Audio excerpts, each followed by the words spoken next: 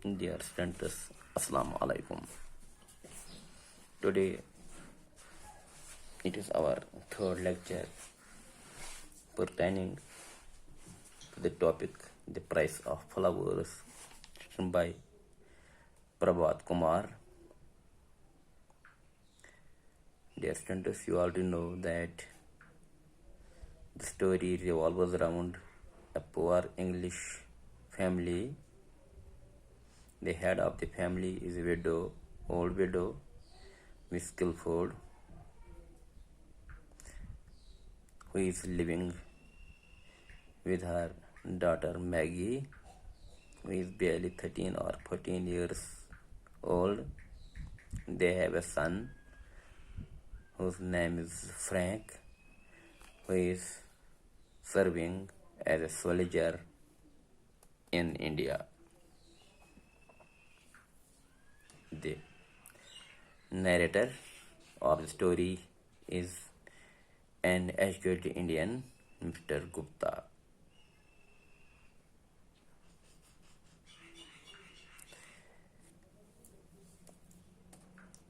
You know that Mr. Gupta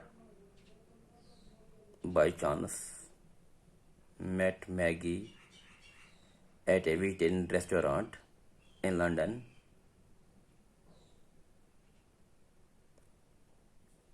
In the first meeting, she gazed at Arthur very keenly, inquired about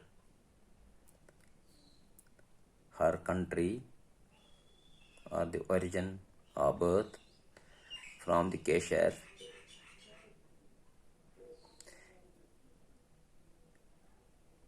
and it seemed that she was taking interest in the author.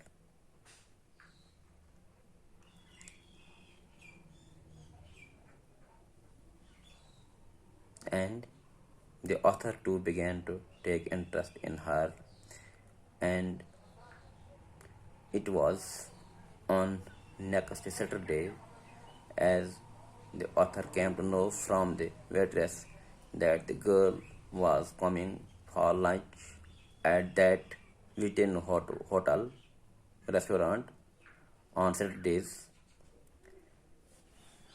It was on next Saturday that author met the narrator, Mr. Gupta, met Maggie at the same restaurant, and they began to talk to each other.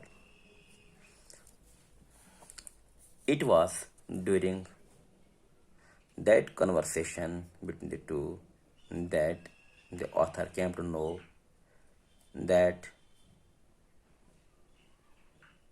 the girl's son, that the girl's brother is a soldier in India, and she is living with her old widowed mother in Lambeth.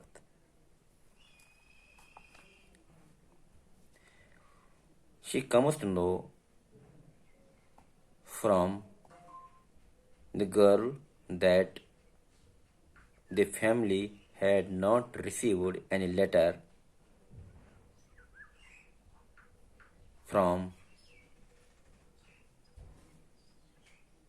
Frank for a long time. Let us know what happens further. We have not had a letter from him for a long time. My mother is very worried. People tell her that India is full of tigers and snakes, and people get malaria and cholera. Is it true? She is afraid something has happened to him.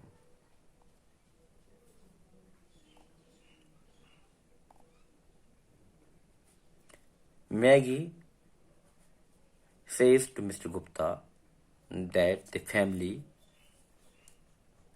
had not received any letter from their son from a long time.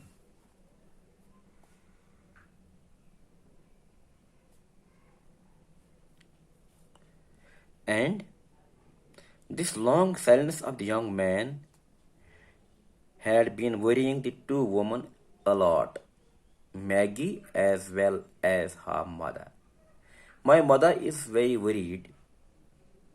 She tells Mr. Gupta that so far as her mother is concerned, she is very worried about the well-being of her lonely son.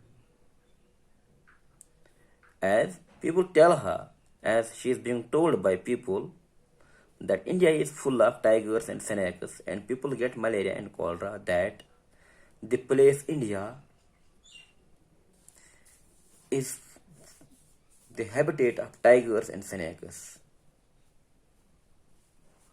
There are tigers and snakes everywhere in India, and it is the hub of malaria and cholera. People get malaria and cholera like diseases in India. India is not a healthy place.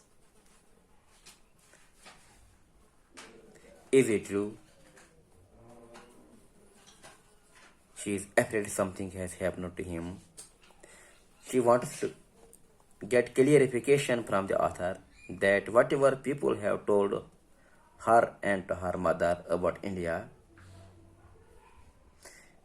she wants to know whether it is true or not, as he is as being a native of India, he might be knowing well. She is afraid something has happened to him, and Maggie is afraid that though she had not received any letter from her brother since a long time, she is of the apprehension that something might have happened to him.